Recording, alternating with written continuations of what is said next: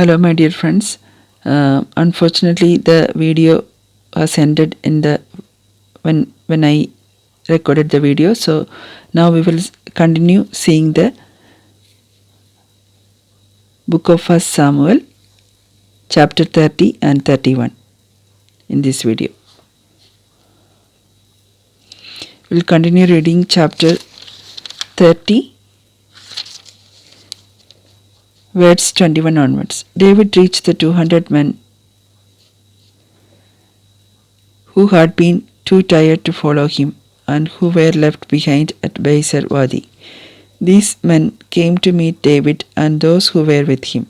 David then drew near and greeted them, but the malicious and worthless people among those who had accompanied David said, "Since they did not come with us, we shall not share the booty with them.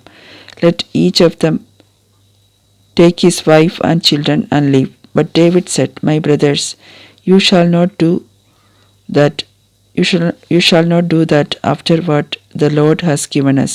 He has protected us and delivered into our hands the band and raided us. The band that raided us. Who would agree to what you have said? The share of those who go down to battle and of those who remain with the supplies shall be the same. They shall share alike. From that day to the present, this has been a statute and custom for Israel." When David arrived in Ziklag, he sent part of the booty to the elders of Judah to each of his friends, saying, "This is a gift to you from the booty of the Lord's enemies."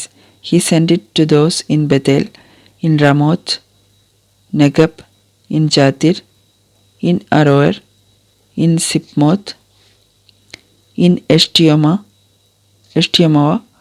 in Rakal, in the Jerahmeelite cities, in the Kenite cities, in Homa, in Boshan, in Atak, in Hebron, and in all the places where David and his men had stayed.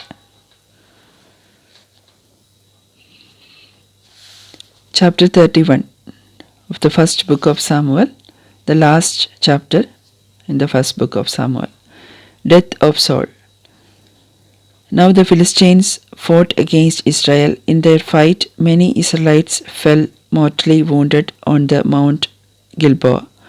The Philistines surrounded Saul and his sons, and they killed Jonathan, Abinadab, and Malchishua, all Saul's sons. The battle raged around Saul, and the archers came upon him, and he was severely wounded. Then Saul commanded his armor-bearer, "Draw your sword and run me through, lest these uncircumcised men come and stab me themselves, making fun of me." But his armor-bearer did not move because he was greatly terrified. So Saul drew his own sword and fell upon it. Seeing that Saul was dead, the armor-bearer also fell upon his sword and died with him.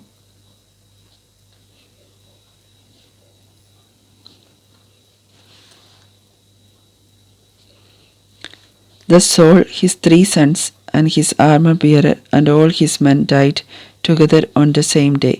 When the Israelites on the other side of the valley and those beyond the Jordan saw that the men of Israel had fled and that Saul and his sons were dead, they abandoned their cities and fled.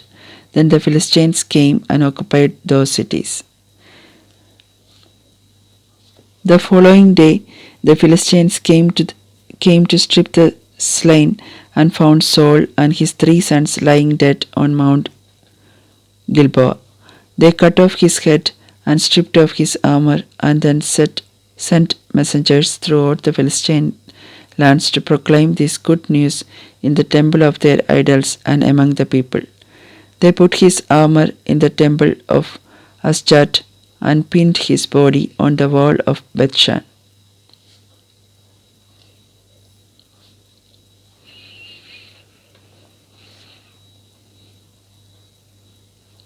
When the inhabitants of Jabesh Gilead heard what the Philistines had done to Saul, all their warriors set out, marched through the night, and removed the bodies of Saul and his sons from the wall of Bethshan.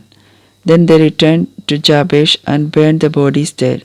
Then they took their bones and buried them under the tamarisk tree in Jabesh, after which they fasted for 7 days.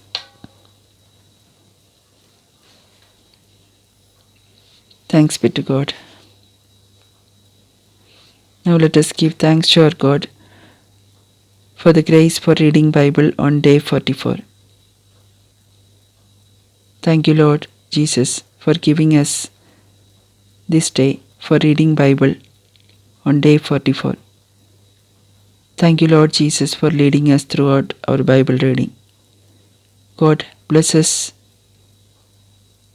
throughout our lives. Thank you, Lord Jesus. Praise you, Jesus. Adore you, Jesus. God bless you all abundantly. Stay safe and stay blessed.